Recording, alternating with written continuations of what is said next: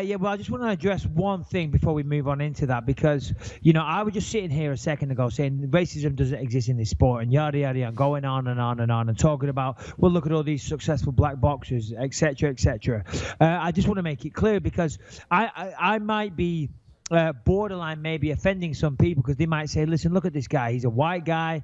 We're talking about Tyron Woodley before. They might say, look at this guy, what's the entitled white guy living in Orange County saying racism doesn't exist. How on earth does he have a clue? How's he ever going to, consider anything like that? Because he could never, ever come close to experiencing it.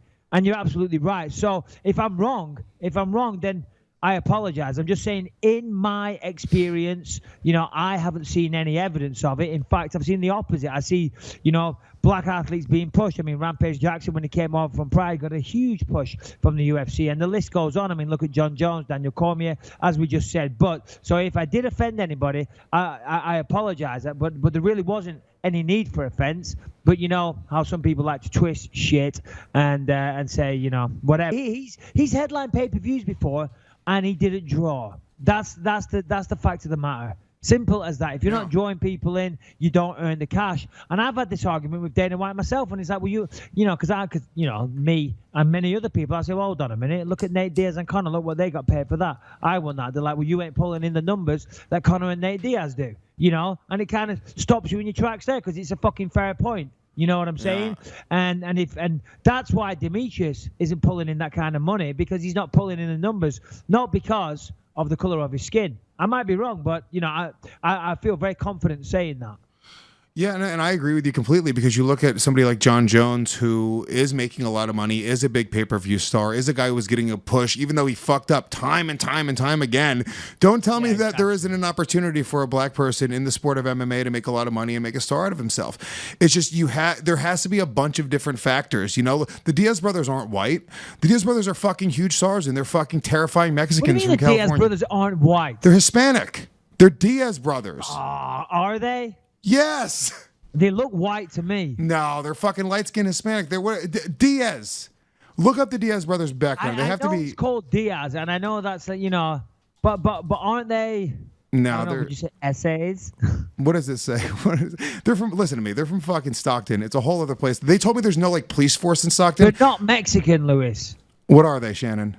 They're American. It says American. American? Of course, we're all American. Even you're American now, Bisping. Come on, baby. You're a UFC champion. You're Puerto Rican. You said that you're not white, you're not black. You say this in your stand-up comedy routine, that when the big world war goes down, you're going to see who's winning, because you can go on either side. Yeah. If the whites are winning, you'll claim them. If the blacks are winning, you'll say, yeah, right on, bro. I'm a black. Yo, what's up? Listen to me. No, Look, I'm racist. You are racist. Background: Diaz, who is Mexican and English descent, born and raised in Stockton, California. Hold on. See, I was born in Cyprus, and before everybody starts and says, oh, he's not even British, everybody, I was born on an army base in Cyprus, so I've got a British passport, but I was born in Cyprus. That doesn't mean that, I'm Cypriot, or, I have a, I don't know. I don't know where the fuck Cyprus is. You know what I mean? I mean, I do like a good kebab, don't get me wrong, but it's nothing to do with being born in Cyprus. Where's Cyprus? What is this? It's a tiny island in the Mediterranean, just off the coast of Turkey. Oh my God, dude, you're not white at all. Syria. You're a weirdo. You're a Greek. I don't even know what that is. That's not considered white, though. You're definitely whatever they are. Yeah, but I'm definitely white. My mother was Irish, and my dad was English Polish. No, the point is, though, Nate and Nick Diaz's dad was Mexican, and their mom was white, so they're fucking Hispanic. Those are Hispanic men.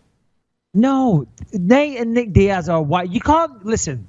They're as Hispanic as I am. I'm half Puerto Rican. Hold on. You can't break down whether or not racism exists in the UFC. Talking about Demetrius Johnson, talking about Tyron Woodley and John Jones, and then go, look at Nick and Nate Diaz. Nick and Nate Diaz are definitely, I would categorize, yes, of course, Hispanic. Yeah, sure, but I'd say they're white. Let me tell you, this is the test, okay? If you are, this is all right. This is actually perfect. Did you have a 15-year-old daughter? 14. Okay. Your daughter starts dating a man of Nate or Nick Diaz's ethnic makeup. Do you consider that man? Go out of this house. She'll be living. Bring back somebody with the last name Smith. Scott Hands of Steel Smith? What? No way. No, I'm kidding as well. I love Mexican food before you all start. Yeah, no, listen. In that case, are they white or are they Hispanic? In that case, if it's a guy named Diaz that looks like Nick or Nate that your daughter is dating, is that a white guy or is she dating a Mexican guy? It's a Mexican guy. Yeah. But are we saying now that there's racism towards Mexicans? What in the sport? I think that he's saying non-white.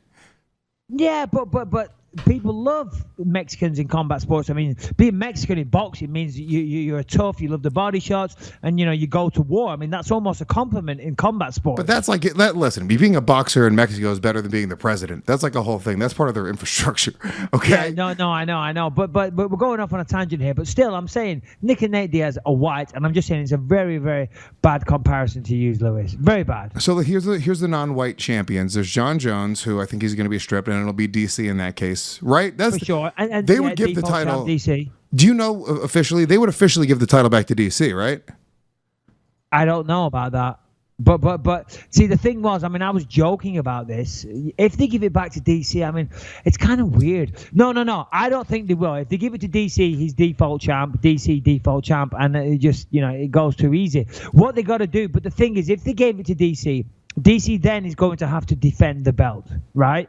So then, therefore, the belt is up for grabs anyway. So what they do is they make the belt vacant. Of course, Daniel Cormier becomes #1 contender, and he fights somebody else. I think that would be the best way to play it. If I was Daniel Cormier, I wouldn't want to be given it because he's walking into a PR nightmare. People will always say, oh, he was given the belt after getting knocked out, which obviously isn't a good look to Joe Public. So say, no, I don't want the belt. Make it a vacant belt, a vacant title, and I will fight for it against whoever the other guy's going to be. And if he wins, he becomes champion, which is the exact same situation as being given the belt because he has to defend it in his next fight anyway. You know what I'm saying? Right. Of course. And he looks better. He's like, fuck that. I don't want that belt. He looks way better. Yeah. He should.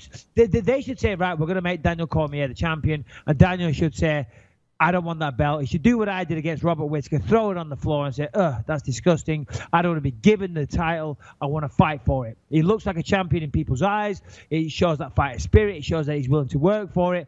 And to be honest, he's in the exact same position because whether he fights for it or he defends it, he's still going to fight for that belt. Stipe Miocic, all right, he's a white guy.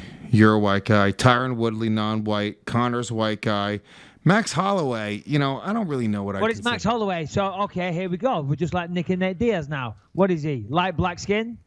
He's Hawaiian, right? So, I mean, he's got a suntan. You know what I mean? He's got a sun. All right, so we're all racist against Hawaiians now. No, we're not. No, this is okay. Eating sons of bitches. Holloway is of native Hawaiian and Samoan ancestry. Yeah, that's non-white. That is not a white guy right there. What do you want me to say? By the way, also, I think some people think that I'm sounding very, very ignorant here. No. But, and you could say it's a black or white issue, but I think it really is a black or white issue. And also, I got to be honest with you, and this is, people don't know that I'm Hispanic. So what about Jose Aldo? Jose Aldo, well, he's not a champion. No, I know, but just, he was a long-time champion. Was there racism against Jose Aldo for being Brazilian? No, I don't think there was at all. I think there's more reverse racism. What about Anderson Silva? He was a massive star. He was black. Very true. I just don't think racism exists in the sport of UFC. I mean, look at boxing, for crying out loud. Boxing, was dominated by a lot of the, even now, a lot of the heavyweight champions, throughout history. When you think of the classics, think of Muhammad Ali, think of Evander Holyfield, Mike Tyson. The list goes on. Riddick Bowe, the list goes on. These are all black guys, and I've got to tread carefully with how I throw that term around. But these are all black, Americans that were world champions that are huge, huge stars. And yes, combat sports is combat sports. Boxing is different to MMA, but it's still the same demographic. It's still the same. Ultimately, it's the same thing. It's trying to see two people knock each other out. Well, what I notice is it's not that different. My black and Hispanic friends, I think they have a much harder time swallowing MMA. I've heard this a lot. Because I grew up in in a pretty, I don't necessarily say like ghetto area, but it was pretty poor. A lot of Hispanic kids, a lot of black kids. So that was a lot of the kids that I grew up with, and I'll still talk to them about MMA, and they have it's almost a reverse racism thing because and it's also homophobia because what they say is they go, nah, man, I can't watch these guys rolling around on the floor in between each other's legs. I hear that a lot, like a ton from my black and Hispanic friends. Well, they call it a white guy sport as well, but that's just an ignorant comment, isn't it? That's just an ignorant statement where they just want to discredit the sport, so they just say a flippant remark like that to discredit it. It sounds stupid because they know there's more to it than that, so they just say it to be a dick, I think sometimes, dude, I mean, some of these guys, they don't know, dude. They really see it as like hugging. I watch what happens. It is almost if you're a fan of MMA for a long time, if you watched it from like the old days, I don't want to say the old days, you actually lived it. This is kind of funny because I want to get your perspective on this because I kind of watched this happen as a fan, which is back in the day before the Ultimate Fighter, right? Really, like that. That's the time. We'll say pre-Ultimate Fighter and post-Ultimate Fighter because that's when fans started being educated on the sport. Because back in the day, they would have like little educational videos. Like when you used to rent the UFC tapes, they would have like, Mark Lehman would do like little tutorials on what's happening, and they would really break down because they were trying to educate the fans. They were very smart in knowing that you had to educate the fan base about what jiu-jitsu was and what the positions were. But right around the Ultimate Fighter, once it started becoming available on free TV a lot, the fans started to understand the positions on the ground. They started to understand when somebody would pass guard or get a mount, and you'd hear a pop from the crowd when they and every time that happened, the commentators would always say, "Well, great crowd here tonight because he just escaped an armbar," and everybody cheered. Exactly. And back in the day, they would boo when it would hit the floor at all. Like it was like crazy. So what's your point? So I want to kind of know from you, like, did you notice a big shift from when you started MMA, from like when it would hit the ground and kind of the crowd almost being disappointed into it to where it's at now? Was it something that you were even conscious of or no?